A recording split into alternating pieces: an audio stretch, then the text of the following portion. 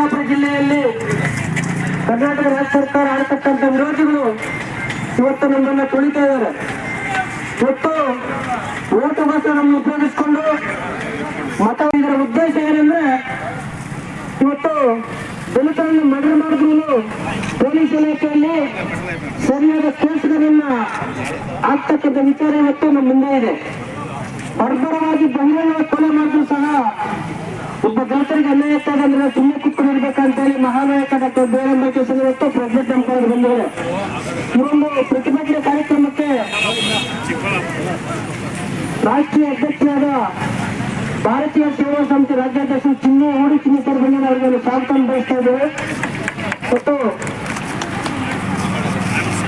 ಮುನ್ರಾಜ್ ಅವರು ಕಿತ್ತೂರು ಮುನ್ರಾಜ್ ಅವರು ಬಂದಿದ್ದಾರೆ. ಅವ್ರಿಗೂ ಸ್ವಾಗತ ಬಯಸ್ತಾ ಇದ್ದೇವೆ. ಮತ್ತು ಕೃಷ್ಣಮೂರ್ತಿ ಅವರು ರತ್ಕುಂದಿಯವರು ಬಂದಿದ್ದಾರೆ. ಅವ್ರಿಗೂ ಸ್ವಾಗತ ಬಯಸ್ತಾ ಇದೆ. ಈ ಪ್ರತಿಭಟನೆಯನ್ನು ಮುಂದುವರಿಸಬೇಕಂತೇಳಿ ನಾವು ಹುಡುಗ ಹೇಳ್ತಾ ಇದೀವಿ. ಇದು ಶಾಂತಿಯುತ ಪ್ರತಿಭಟನೆ ಮಾಡ್ತಾ ಇದ್ದೇವೆ. ನಾವು 24-25 ಬೇಡಿಕೆಗಳಿಟ್ಟು ಹೋರಾಟ ಮಾಡ್ತಾ ಇದ್ದೀವಿ.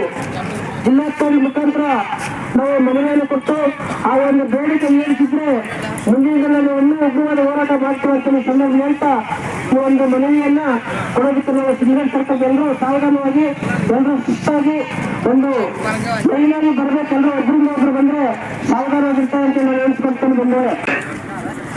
ಇವತ್ತೇನು ಹೋರಾಟವನ್ನ ಮಹಾನ್ ನಾಯಕ ಅಂಬೇಡ್ಕರ್ ಸಂಘದ ವತಿಯಿಂದ ಸೇನೆ ವತಿಯಿಂದ ಹಮ್ಮಿಕೊಂಡಿದ್ದೇವೆ.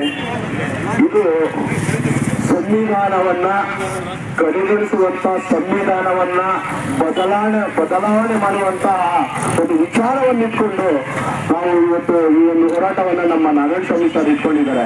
ಯಾಕೆಂದ್ರೆ ಸಂವಿಧಾನ ಅಲ್ಲ ಎಲ್ಲ ಆಗಿದ್ದೀರಿ. ಇವತ್ತು ನಾವೆಲ್ಲರೂ ಇನ್ನೂ ಯಾವುದೋ ಒಂದು ನಮ್ಮನ್ನ ಗಡಿಪಾರು ಮಾಡೋದಕ್ಕೂ ಸಿದ್ಧರಾಗಿರ್ತಾರೆ.